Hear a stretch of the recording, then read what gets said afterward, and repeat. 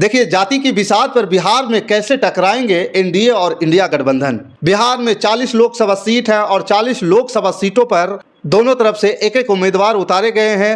इस लिहाज से बिहार में मुख्य 80 उम्मीदवार हैं और इन 80 उम्मीदवारों के बारे में 7 पॉइंट में एनालिसिस करेंगे और इन 7 पॉइंटों में ही आपको क्लियर हो जाएगा कि बिहार में राजनीति का क्या चल रहा है, किस प्रकार के राजनीति चल रहा है और किस प्रकार से लोग राजनीति को साधने में लगे हुए हैं। बिहार में दूसरे चरण के मतदान से पहले कांग्रेस ने अपने कोटे की बची हुई 6 सीटों पर उम्मीदवारों का ऐलान कर दिया है। इसी के साथ एनडीए और इंडिया के सभी 80 कैंडिडेट्स के नाम अब फाइनल हो चुके हैं। जानिए टिकट बंटवारे में बिहार में किस पार्टी और किस गठबंधन से किस जाति और किस वर्ग को कितनी अहमियत दी गई है, महिला को कितना मिला, मुसलमान को कितना मिला, दल बदलू उम्मीदवारों को किसने ज़्यादा टिकट दिया।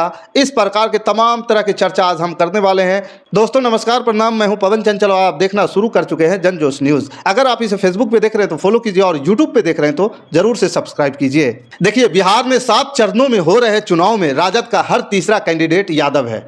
भाजपा का 3 में से 1 उम्मीदवार राजपूत और कांग्रेस के 1 तिहाई दावेदार अगड़ी जाति के हैं। एक तरफ जाति जनगणना के बाद आबादी के मुताबिक हक और भागीदारी का वादा तो दूसरी ओर इसे बोगस विचार बताते हुए एक दुनिया समानांतर गढ़ने की कहानी वाले चुनाव में ये जानना खास दिलचस्प है कि एनडीए और इंडिया गठबंधन के टिकट बंटवारे में किस जाति को कितनी तवज्जो दी गई। दरअसल कांग्रेस के लेट लतीफी के कारण अब तक सूबे की सभी सीटों पर प्रत्याशित घोषित नहीं हो पाए थे। आखिरकार 22 अप्रैल को कांग्रेस ने बिहार में अपने कोटे की बची हुई 6 में से 5 प्रत्याशी के नाम सार्वजनिक किए हैं और फिर अगले दिन एक आखिरी पटना साहिब की सीट से कैंडिडेट तय कर दिया। इसके बाद बिहार में एनडीए और इंडिया ब्लॉक के सभी 40 के 40 कैंडिडेट फाइनल हो गए। एनडीए और इंडिया ब्लॉक के 40 उम्मीदवारों की सामाजिक पृष्ठभूमि पर गौर करें तो असल मायने में मालूम चलता है कि अलग अलग जातियों के वर्गों की भागीदारी को लेकर वादे करने में और हकीकत में उसकी नज़ीर पेश करने में कौन सी पार्टी किस पौधान पे खड़ी है, आइए आगे हम जानते हैं और इस पे प्रश्न चिन्ह खड़ा हो रहा है। देखिए, एनडीए के सबसे ज्यादा उम्मीदवार अगड़ी जातियों के रहे तो महागठबंधन के आधे से ज्यादा उम्मीदवार का ताल्लुक ओबीसी से है। भाजपा कांग्रेस जैसी राष्ट्रीय पार्टियों की लिस्ट में एक भी महिला उम्मीदवार का न होना हैरान करने वाला रहा। राजद इस पैमाने पर 6 महिला कैंडिडेट के साथ अपनी प्रतिद्वंदियों से कोसों आगे दिखे। बिहार में दोनों प्रमुख गठबंधन ने टिकट बंटवारे में जाति वर्ग के अलावा दल बदलू, मुसलमान और महिला नेताओं को प्रत्याशी बनाने में कितनी दिलचस्पी दिखाई और उस समुदाय के आबादी के अनुपात में कितनी रही, इस बात की आज हम इस स्टोरी में करेंगे और एक एक चीज आपको हम दिखाएंगे। पहले हम इन 3 मुद्दे पे सबसे पहले गौर करेंगे। पिछले 2 अक्टूबर को नीतीश कुमार की सरकार ने जाति जनगणना की जो रिपोर्ट लोगों के सामने रखी, उसकी माने तो राज्य की कुल 13 करोड़ 7 लाख आबादी में से 36% ईबीसी, 27% के करीब ओबीसी और 20% के आसपास एससी और 2% एसटी और 15% के लगभग जनरल कैटेगरी के थे। अब दूसरा पहलू है, एनडीए इस लोकसभा में एनडीए के सहयोगियों में जो सीट शेयरिंग हुई है उसके तहत भाजपा 17 और जदयू 16 और चिराग पासवान लोजपा रामविलास यानी एलजेपीआर को 5 सीटें, जीतन राम मांझी की हिंदुस्तानी आवाम मोर्चा को 1 सीटें और उपेंद्र कुशवाहा की राष्ट्रीय लोक मोर्चा को 1 सीट पर चुनाव लड़ रही है। इधर इंडिया गठबंधन कहीं या इंडिया ब्लॉक के सीट समझौते में 23 सीटें राजद के हिस्से में आई, जबकि 9 सीटों पर कांग्रेस पार्टी चुनावी लड़ाई में है। 3 सीटों पर वीआईपी यानी विकासशील इंसान पार्टी और 3 ही पर सीपीआई-एमएल और एक सीट पर सीपीआई-एम और सीपीआई के उम्मीदवार एनडीए के उम्मीदवारों के सामने ताल ठोक रहे हैं। बिहार में 40 में से 6 सीटें अनुसूचित जाति एससी एसटी समुदाय के लिए आरक्षित है। ये सीटें गोपालगंज, हाजीपुर, समस्तीपुर, सासाराम, गया और जमुई है। एनडीए के सीट बंटवारे में इन 6 आरक्षित सीटों में से 3 जमुई, समस्तीपुर और हाजीपुर लोजपा रामविलास के खाते में गई, जबकि सासाराम से भाजपा, गोपालगंज से जदयू और गया सीट से जीतन राम मांझी अपनी पार्टी से खुद चुनावी दौड़ में शरीक रहे। इंडिया जिसे बिहार में आमतौर पर महागठबंधन भी कहा जाता है, वहां 3 आरक्षित सीटें गया, जमुई, हाजीपुर राजद के हिस्से में आई है। वहीं सासाराम और समस्तीपुर की सीट से कांग्रेस तो गोपालगंज की सीट से मुकेश सहनी की विकासशील इंसान पार्टी चुनाव लड़ रही है। अब देखिए, जिस 7 पॉइंट की हम बात कर रहे थे, असल में वो 7 पॉइंट अब शुरू हो रहा है। एनडीए ने बिहार में 40 में से सबसे अधिक 14 सीटों पर अगड़ी जाति के प्रत्याशी खड़ी किए हैं। इसकी तुलना महागठबंधन से की जाए तो तस्वीर एकदम उलट नजर आती है। तेजस्वी की अगुवाई वाली महागठबंधन ने एनडीए से 2 तिहाई कम सिर्फ 5 समान जाति के कैंडिडेट को ही टिकट दिया है। इस तरह से एनडीए की लिस्ट में अगड़ी जातियों की भागीदारी करीब 35% तो महागठबंधन में 12.5% नजर आती है। तो ओबीसी पे हम चलते हैं। एनडीए की लिस्ट में ओबीसी की पृष्ठभूमि से आने वाले उम्मीदवार 12 हैं उसके प्रतिद्वंदी महागठबंधन के सबसे ज्यादा प्रत्याशी 20 हैं। जाति जनगणना में ईबीसी यानी अति पिछड़ा वर्ग की तादाद सबसे अधिक निकल कर आई थी। इसके बावजूद दोनों ही गठबंधन के उम्मीदवारों की सूची में इस समुदाय से आने वाले नेताओं की प्रतिनिधित्व उनकी आबादी के अनुपात में एनडीए ने केवल 7 अति पिछड़ा नेताओं को तो इंडिया गठबंधन ने महज 5 उम्मीदवारों को प्रत्याशी बनाया।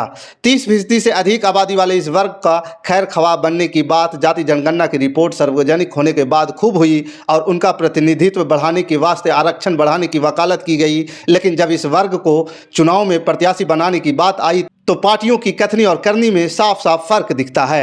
अब एससी एसटी की बात करते हैं। उसमें सबसे पहले हम एससी की बात करते हैं, शेड्यूल्ड कास्ट। बिहार की राजनीति में एससी समुदाय की हैसियत एकदम अजीबो गरीब नजर आती है। अजीब इसलिए क्योंकि दोनों में से कोई गठबंधन उनके लिए आरक्षित 6 सीटों के अलावा एक भी सामान्य सीट से दलित उम्मीदवार बनाने को तैयार नहीं। भाजपा, राजद, जदयू, कांग्रेस सबका एक जैसा हाल है। दोनों ही गठबंधन ने केवल और केवल आरक्षित सीटों से ही दलित उम्मीदवार उतारा है।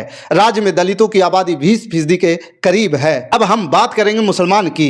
शुक्र हो नीतीश कुमार और उनकी पार्टी जदयू का, जो वे चुनाव से ऐन पहले पाला बदला इंडिया से एनडीए में शामिल हो गए, वरना शायद एनडीए की लिस्ट बिन मुसलमान प्रत्याशियों के ही रह जाती। जदयू ने एक सीट मुस्लिम समुदाय से ताल्लुक रखने वाले प्रत्याशी को देकर इस समुदाय के प्रतिनिधित्व को कुछ ख्याल रखा है।